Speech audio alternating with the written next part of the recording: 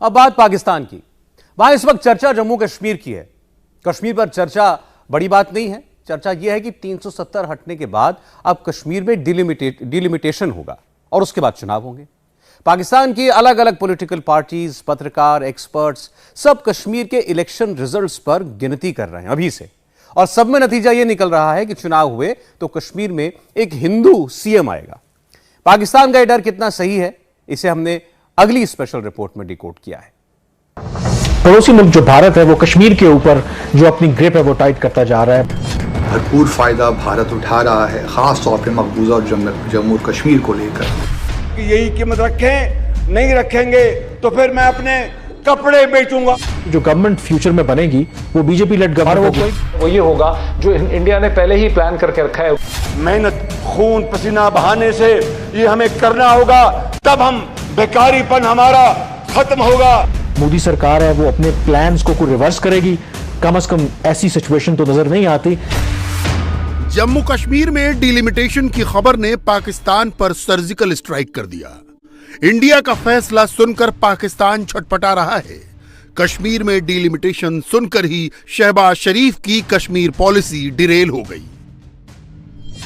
पाकिस्तान में जो इस वक्त हमारे सियासी हालात हैं वो तो आप सबके सामने हैं, और उसका भरपूर फ़ायदा भारत उठा रहा है, ख़ास तौर पे मकबूजा और जम्मू और कश्मीर को लेकर। हमारा पड़ोसी मुल्क जो भारत है वो कश्मीर के ऊपर जो अपनी ग्रिप है वो टाइट करता जा रहा है। 5 अगस्त 2019 को मोदी हुकूमत ने कश्मीर की खसूसी हैसियत ख़त्म की और उसके बाद उन्होंने एक डीलिमिटेशन कमीशन बनाया जिसका मकसद था कि मकबूजा कश्मीर के अंदर दोबारा से हल्का बंदी की जाए। और अब जो डीलिमिटेशन कमीशन है सो कॉल्ड, उन्होंने नई जो हल्का बंदियां हैं उसको नोटिफाई कर दिया। इसमें जो दिलचस्प पहलू है, जो जम्मू जिसको हिंदू मेजॉरिटी इलाका समझा जाता है मकबूजा जम्मू और कश्मीर के अंदर, और बीजेपी का गढ़ भी समझा जाता है। कश्मीर पे हिंदुस्तान की पोजीशन को एक्सेप्ट करने का जो लॉलीपॉप है वो ये होगा जो इंडिया ने पहले ही प्लान करके रखा है। उनका स्क्रिप्ट ये है कि वो कश्मीर को आर्टिकल 370 के बजाय 371 दे देंगे, तो जम्मू और कश्मीर को दोबारा स्टेटहुड देंगे। जो भी यूनियन टेरिटरीज हैं वो पहले दे देते, वो सिर्फ वेट कर रहे थे कि पाकिस्तान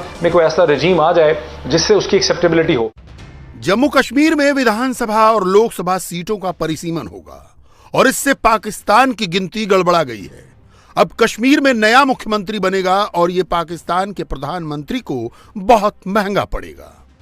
मुसलमानों की जो अक्सरियत है उसको अकलियत में बदला जाए और बाकायदा तौर पर अब ये जो मंसूबा है वो हमारे सामने। इसका मतलब ये हो कि 43 जो जम्मू की सीट्स हैं और उस चंद सीटें अगर वो कश्मीर की वैली से भी ले लेते हैं तो जो मकबूजा कश्मीर की असेंबली है, प्रोविंशियल जो भी उनकी लोकल असेंबली है, उसे जो भी उन्हें लेजिस्लेशन पास करवाना होगी वो लेजिस्लेशन पास। सबसे पहले तो यह है कि इसका इम्कान यही है कि वो बीजेपी लेड गवर्नमेंट होगी। एक तो वहां पे कोalition गवर्नमेंट होगी, क्योंकि अगर जम्मू से उनको मेजॉरिटी नशिस्तें मिल जाती हैं, और बिल्कुल आप ठीक कह रहे हैं कुछ नशिस्तें वो कश्मीर से भी ले जाते हैं, तो इसका मतलब है कि जो गवर्नमेंट फ्यूचर में बनेगी वो बीजेपी लेड गवर्नमेंट होगी। कोई भी फैसला जो माजी में एक हुआ था कि मुसलमान आबादी थी और जो महाराजा था वो मुसलमान नहीं था, और फिर इल्हाक का जो फैसला तो वो गलती फिर अब दोबारा दोहराई जा रही है। हमारे वज़ारत ख़ारजा ने कल गुज़श्ता रोज़ यहाँ पे जो नाज़िमुल अमूर हैं भारत के, उनको दफ्तर ख़ारजा बुलाकर प्रोटेस्ट तो किया, लेकिन अब हमारी सारी जो सफारतकारी है बस इसी पे रह गई है कि हम प्रोटेस्ट ही करते रहते हैं, कभी भारत के साथ और कभी अमेरिका के साथ।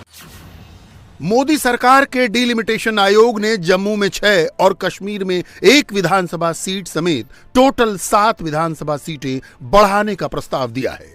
जम्मू कश्मीर में अब विधानसभा सीटें 83 से बढ़कर 90 हो जाएंगी, जबकि लोकसभा सीटें 5 ही रहेंगी। जम्मू में विधानसभा सीटें 37 से बढ़ाकर 43 और कश्मीर की 46 से 47 किए जाने का प्रस्ताव है। यानी अब कश्मीर घाटी नहीं बल्कि हिंदू मेजॉरिटी जम्मू से नई सरकार तय होगी। ये सुनते ही पाकिस्तान में रोना पीटना शुरू हो गया। 75 साल गुजर गए और रोने धोने से कुछ नहीं होगा। आए, तकड़े हों, खड़े हों, अल्लाह का नाम ले, आगे बढ़े। अल्लाह ताला इंशाअल्लाह वक्त एक दिन जरूर आएगा कि ये सब हिलाली परचम इंशाअल्लाह दुनिया के तमाम परचमों से ऊपर होगा, मगर सोकर नहीं, छू मंत्र से नहीं, बैठकर नहीं, मेहनत खून पसीना बहाने से ये हमें करना होगा, तब हम बेकारीपन हमारा खत्म होगा। पहले उसकी 37 नशस्तें थीं तो उसको बढ़ाकर 43 कर दिया गया, जबकि कश्मीर जहां पर मुस्लिम अक्सरियत है और जम्मू के मुकाबले में वहां पे आबादी भी ज़्यादा है, उसकी जो सीटें हैं वो सिर्फ एक सीट उसमें इजाफा किया गया है, 46 से बढ़ाकर 47 कर दी गई हैं। और दिलचस्प जो पहलू है शहबाज इसके अंदर, अगर आप देखें जम्मू की जो आबादी है वो इस वक्त 53 लाख है, जो 2011 का जो सेंसस है भारत का, उसके मुकाबले में जो कश्मीर की आबादी है वो 68 लाख है। और 68 लाख की जो आबादी है उसको उन्होंने 47 नशस्तें दी हैं, जबकि जो 53 लाख का जो जम्मू का इलाका है उसको उन्होंने 43 सीट्स दी हैं। शहबाज सरकार को कश्मीर का डिलिमिटेशन बड़ी मुश्किलों में डालेगा। इससे पहले इमरान खान के वक्त आर्टिकल 370 हटाया गया था। पाकिस्तान में कश्मीर को मुद्दा बनाया जा रहा है, बड़ी बड़ी बातें हो रही हैं, पर पाकिस्तानियों को यकीन है कि तब इमरान ने कुछ नहीं किया था, इस बार शहबाज भी कुछ नहीं कर पाएंगे। तो जो कीमत पंजाब में होगी अगले 2 दिनों में वो पता चल जाएगा आपको। यही कीमत मैं दरखास्त करूंगा चीफ मिनिस्टर साहब से कि यही कीमत रखें, नहीं रखेंगे तो फिर मैं अपने कपड़े बेचूंगा और आपको मैं आटा मुहैया करूंगा। अभी तक जो 5 अगस्त 2019 से लेके आज तक जो कुछ भी जो प्राइम मिनिस्टर मोदी हैं वो चाह रहे थे वो तो उनको मिल रहा है। तो ये भी हो जाएगा, क्योंकि पाकिस्तान जो पिछली हुकूमत थी हमारी, वो तो स्वाय 2 घंटे हड़ताल करने के, अपने ही दफातर के काम बंद करने के और कश्मीर हाईवे का नाम श्रीनगर हाईवे करने के अलावा और तो कुछ नहीं कर सकी। तो अभी आपके ख्याल में कुछ आप देख रहे हैं कि कुछ फॉरेन पॉलिसी फ्रंट के ऊपर पाकिस्तान की तरफ से कुछ हो सकता है, या फिर एक दफा फिर वो एक एहतजाजी रास्ता उनके हाथ में दे दिया गया? मुझे तो लगता है कि ये हमारे जो ऑप्शंस हैं वो लगता है कि बड़े लिमिटेड हैं। जो एक हमारा तरीकाकार है कि हमने जो इंडिया के चार्ज डी अफेयर थे उनको दफ्तर खारजा तलब किया, उनको डिमार्च किया, यानी कि इन राइटिंग उनके साथ एहतजाज किया। आर्टिकल 35A भी ख़त्म हो गया है, जो कि अब तो जो है कि सबको जो भारतीय बाशिंदा चाहे वो कश्मीर में जाके प्रॉपर्टी भी ख़रीद सकता है, वहाँ पे रह भी सकता है।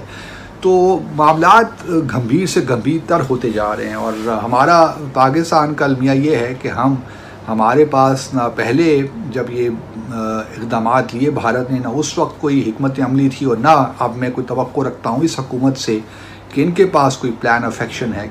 शहबाज शरीफ को वजीर आजम बने 1 महीना भी नहीं बीता, पाकिस्तान के नए वजीर आजम ने शपथ लेते ही कश्मीर पर बड़ा बयान दिया। जब कश्मीर से इस्लामाबाद के लिए बिग न्यूज आई, तब शहबाज शरीफ पाकिस्तान के खैबर पख्तूनख्वा में भाषण दे रहे थे। मुल्क को उम्मीद थी नई हुकूमत कश्मीर पर बड़ा ऐलान करेगी, लेकिन शहबाज ने हर गलती का ठीकरा सीधे इमरान खान पर फोड़ दिया। 4 साल जो शख्स इसी ओहदे पर कायम था, दिन रात कौम को धोखा दिया, झूठ बोला, वरगलाया, और फिर अब अपनी तकरीरों में 4 साल कारकर्दगी की एक बात नहीं करता कि मुझके पल्ले है कुछ नहीं। क्या बताएगा कौम को कि मेरे दौर में आटा बहुत महंगा हो गया?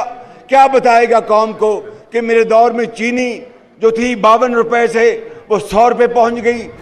कश्मीर पर मोदी सरकार दनादन फैसले ले रही है। हिंदुस्तान ने आर्टिकल 370 हटाकर कश्मीर को अपने और करीब किया, और अब कश्मीर में हिंदू मुख्यमंत्री बनने का रास्ता क्लियर हो गया है। ये सब देखकर पाकिस्तान एक बार फिर अपना सर पीटने की तैयारी कर रहा है। अदर देन दैट पाकिस्तान क्या करता है, मुझे तो नहीं लगता कि हमारे पास बहुत ज्यादा ऑप्शंस मौजूद हैं, बल्कि ओवर द ईयर्स ये बात हमें इसका एतराफ करना पड़ेगा, because of our political instability, because of our जो इकोनॉमिक जो सिचुएशन रही है, जो हमारा क्लाउड है, वो हमारे बेशक दोस्त ममालिक हों, वो इंटरनेशनल ऑर्गेनाइजेशंस हों, उसमें कम हुआ है। और उसके मुकाबले में अगर आप भारत देखें, उनकी जो इकोनॉमिक प्रोग्रेस है उसमें इजाफा हुआ है, उनकी जो क्लाउड है इंटरनेशनल ऑर्गेनाइजेशन में, बाकी जो दुनिया की ताकतें हैं उनमें उनकी जो लेवरेज है उसमें इजाफा हुआ है, और उसका उन्होंने फुल एडवांटेज लिया है। भारत ये तो जिन चीज़ों पर लगे हुए हैं, और एक लिहाज से अब ये 1.5 साल की बात है, इलेक्शंस होते हैं, तो अब इलेक्शंस कैंपेन हमारे यहाँ शुरू हो जाएंगी। तो किसके पास कश्मीर के लिए वक्त है कि वो एक कोई हिकमत अमली बनाए और उस पर बाकायदा एक काम हो? तो ये मजबूरी सी है, और दुनिया भी खामोशी से देख रही है। मुझे नहीं लगता कि अदर देन दैट ये हम जुबानी जो जमा खर्च करते हैं, इस तरह के एहतजाज करते हैं, बहुत होगा तो हम यूएन सिक्योरिटी काउंसिल को, उनके प्रेसिडेंट को, यूएन जनरल असेंबली के प्रेसिडेंट को एक अदद खत लिख देंगे। अदर देन दैट प्रैक्टिकली क्या जो मोदी सरकार है वो अपने प्लान्स को रिवर्स करेगी? कम से कम ऐसी सिचुएशन तो नजर नहीं आती। सिर्फ एक ही आप समझ लें कि एक उम्मीद, आप वो कह लें, जो भी मेरे ख्याल में उम्मीद उस तरह भी रखनी नहीं चाहिए, क्योंकि ये जो अब सारा जो 5 अगस्त 2019 वाला जो इकदाम था, ये आपको पता है कि भारतीय सुप्रीम कोर्ट में भी चैलेंज हुआ है। जो मुख्तलिफ जो भारत के अंदर भारत नवाज जो जमातें हैं कश्मीर के अंदर, उन्होंने चैलेंज कर रखा है। अब वो उस पर कई सालों से, जब से ये पिटिशंस दायर हुई थी, उस पर कोई कार्रवाई नहीं हुई। अब जो भारत के जो चीफ जस्टिस हैं, उन्होंने इंदिया दिया है, क्योंकि पाकिस्तान की तरह भारत के अंदर भी आपको पता है कि सुप्रीम कोर्ट जो है समर वेकेशंस होती है, तो समर वेकेशंस के बाद उन्होंने ये कहा है कि वो इस पिटिशन को टेक अप करेंगे। मोदी सरकार ने हर फ्रंट पर पाकिस्तान को मात दी। पाकिस्तान की सरकार और सेना सालों से कश्मीर में आतंकी भेज रहे हैं। टेरर पर पहले दिन से ही मोदी सरकार की जीरो टॉलरेंस की पॉलिसी है।